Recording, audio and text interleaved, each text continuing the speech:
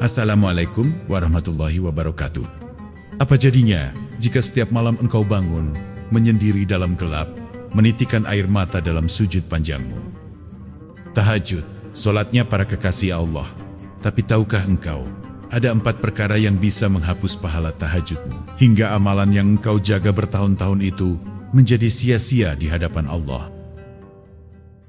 Sahabat berkah Amaliyah yang dirahmati Allah, ibadah malam yang satu ini adalah ibadah yang penuh limpahan berkah dan rahmat dari Allah. Namun sayangnya, tidak banyak orang yang mampu menjaganya. Ia bukan ibadah yang diwajibkan atas setiap insan, namun justru karena itulah nilainya begitu tinggi di sisi Tuhan semesta alam. Itulah sholat tahajud, ibadah pilihan para kekasih Allah, ibadah orang-orang yang rindunya pada Allah, melebihi rindunya kepada dunia dan seisinya. Nabi kita Muhammad, Rasulullah SAW, bersabda bahwa sholat tahajud adalah seutama-utama sholat setelah sholat fardu. Artinya, tidak ada sholat sunnah lain yang mampu menandingi kemuliaan tahajud. Mengapa demikian? Karena tahajud adalah sholat yang menuntut pengorbanan, meninggalkan lelapnya tidur, bangkit dari hangatnya pembaringan, lalu berdiri menghadap Rabbul Izzah di saat kebanyakan manusia terlelap dalam mimpi mereka. Allah Ta'ala berfirman dalam surah Al-Isra ayat 79. Dan pada sebagian malam, lakukanlah sholat tahajud sebagai ibadah tambahan bagimu. Mudah-mudahan Tuhanmu mengangkatmu ke tempat yang terpuji. Subhanallah, Allah telah berjanji, barang siapa yang menjaga sholat tahajud, maka Allah akan mengangkatnya ke Maqam Mahmud, kedudukan yang terpuji, kedudukan yang tidak sembarang insan dapat mencapainya. Bahkan dalam tafsir para ulama, tempat yang terpuji itu adalah kedudukan mulia di dunia maupun akhirat, yang puncaknya adalah derajat tertinggi di surga Allah yang abadi. Namun, wahai saudaraku, ketahuilah bahwa seagung-agungnya amal, ia bisa sirna apabila tidak disertai dengan hati yang bersih dan akhlak yang lurus. Bahkan sholat tahajud yang engkau jaga setiap malam, yang engkau banggakan dalam kesunyian malam, bisa menjadi sia-sia jika engkau jatuh ke dalam 4 perkara yang bisa menghapus pahalanya. Apa saja 4 perkara yang dapat merusak dan menghapus pahala tahajud, bahkan jika engkau rajin melakukannya setiap malam? Yang pertama adalah menyakiti atau menzolimi orang lain.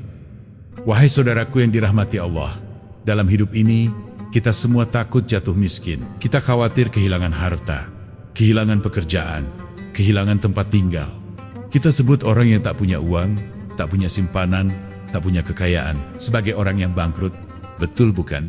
Namun tahukah engkau, ada kebangkrutan yang jauh lebih mengerikan daripada sekedar kehilangan dunia? Yaitu kebangkrutan di akhirat, ketika seseorang tampak kaya dengan amal ibadah, namun ternyata ia datang menghadap Allah dalam keadaan merugi total, tak tersisa satupun pahala untuk dirinya. Suatu hari, Rasulullah SAW, manusia paling mulia yang hatinya penuh dengan kasih sayang, mengajukan sebuah pertanyaan yang menggugah jiwa kepada para sahabatnya. Wahai sahabatku, tahukah kalian siapa orang yang benar-benar bangkrut?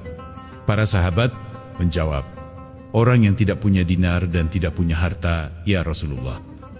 Kemudian Rasulullah SAW menjelaskan, beliau bersabda, sesungguhnya orang yang bangkrut dari umatku adalah orang yang datang di hari kiamat membawa pahala sholat, puasa, dan zakat.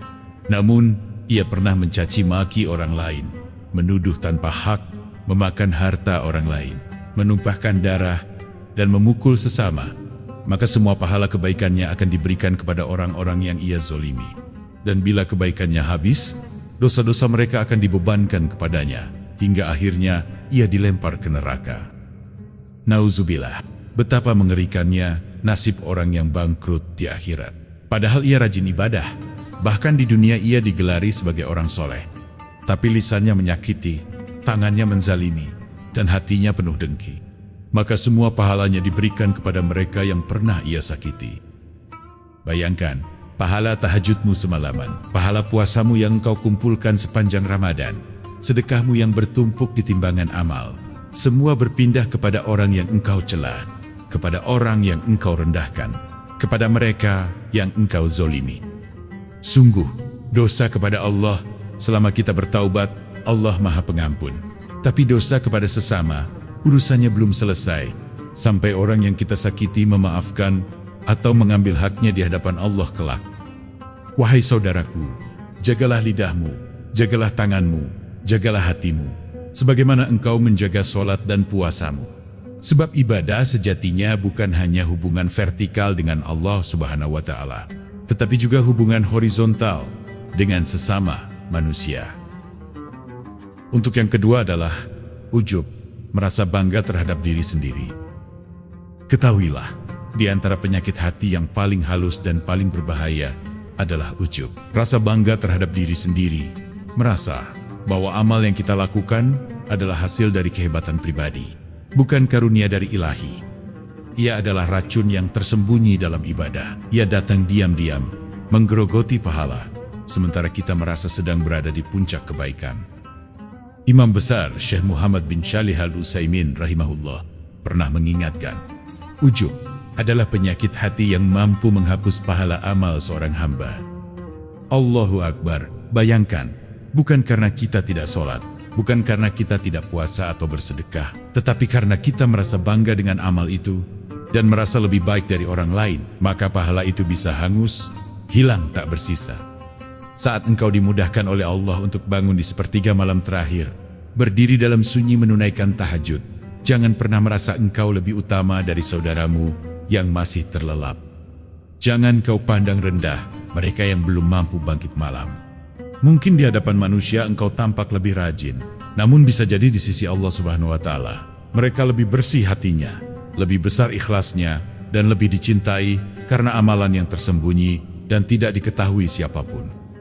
Saat engkau mampu bersedekah, membantu fakir miskin, menyantuni yatim piatu, jangan engkau remehkan orang yang belum bisa berbagi. Mungkin engkau memberi dari kelapangan harta, sementara mereka menahan lapar namun tetap menjaga kehormatan. Ingatlah, setiap amal yang kita lakukan, sholat, puasa, sedekah, bahkan zikir yang paling ringan di lisan, semuanya adalah taufik dari Allah semata, bukan karena kekuatan kita, bukan karena kita lebih cerdas, lebih baik, atau lebih soleh. Bila Allah tidak membimbing hati kita, mungkin kita takkan mampu mengangkat tangan untuk berdoa, apalagi bersujud dalam gelapnya malam. Tidak ada daya dan kekuatan kecuali dengan pertolongan Allah. Ketiga, bermaksiat dikala sedang sendiri. Ketahuilah, tidak semua amal yang kita lakukan di dunia akan kita bisa dapatkan pahalanya di akhirat kelak. Bahkan, ada orang yang secara lahir terlihat seperti ahli ibadah, tetapi ketika ia menghadap Allah di hari perhitungan, amalnya hancur lebur. Tak tersisa sedikit pun untuk menolongnya dari siksa neraka yang menyala. Rasulullah SAW, manusia yang paling jujur dan paling sayang kepada umatnya, telah memperingatkan kita dalam sebuah hadits dari sahabat yang mulia, Sauban radhiyallahu anhu. Beliau bersabda, "Aku mengetahui akan ada suatu kaum dari umatku yang datang pada hari kiamat dengan membawa amal kebaikan sebesar gunung Tihamah yang putih, lalu Allah menjadikannya debu yang berterbangan." Allahu Akbar. Gunung Tihamah adalah gunung besar yang menjulang, berwarna putih bersih, seolah menggambarkan banyaknya amal dan bersihnya dari dosa di mata manusia. Tapi apa yang terjadi? Di hadapan Allah, amal itu tidak bernilai apa-apa. Ia tidak menjadi cahaya di kubur, tidak menjadi penolong di mahsyar, tidak menjadi tiket menuju surga. Justru ia lenyap, berhamburan seperti debu tertiup angin. Mengapa bisa demikian? Salah satunya karena kita suka melakukan dosa yang dilakukan di kala sunyi, di saat hati kita tahu itu salah, tetapi kita tetap melakukannya karena merasa tak ada yang melihat. Ingat, wahai saudaraku, Allah tidak pernah tidur, Allah Maha menyaksikan. Dia tahu apa yang engkau sembunyikan. Godaan setan begitu kuat saat kita sedang sendiri. Karena kesendirian adalah celah baginya, maka ia akan berusaha sekuat tenaga membisikkan maksiat, menjerumuskan hati, dan membungkus dosa dengan rayuan yang menipu. Ketika kita berani bermaksiat dalam kesendirian, itu pertanda hati kita lebih takut kepada manusia daripada kepada Allah. Dan ketika dosa itu menjadi kebiasaan, maka ia akan mengikis pahala kebaikan kita hingga habis tak bersisa. Mari kita jaga diri, terutama saat sendiri. Karena hakikat keimanan itu diuji bukan ketika kita dilihat manusia, tapi ketika dalam kesendirian dan hanya Allah yang menyaksikan. Keempat, meremehkan seorang mukmin yang berdosa. Saudaraku, pernahkah engkau mendengar seseorang berkata, si fulan tak akan diampuni oleh Allah, ia pasti masuk neraka. Ucapan seperti itu, meski terdengar ringan di lisan, namun berat di timbangan dosa. Sebab siapa kita, hingga berani menentukan nasib akhir seseorang? Siapa kita, hingga merasa berhak menutup pintu ampunan Allah atas hambanya yang lain?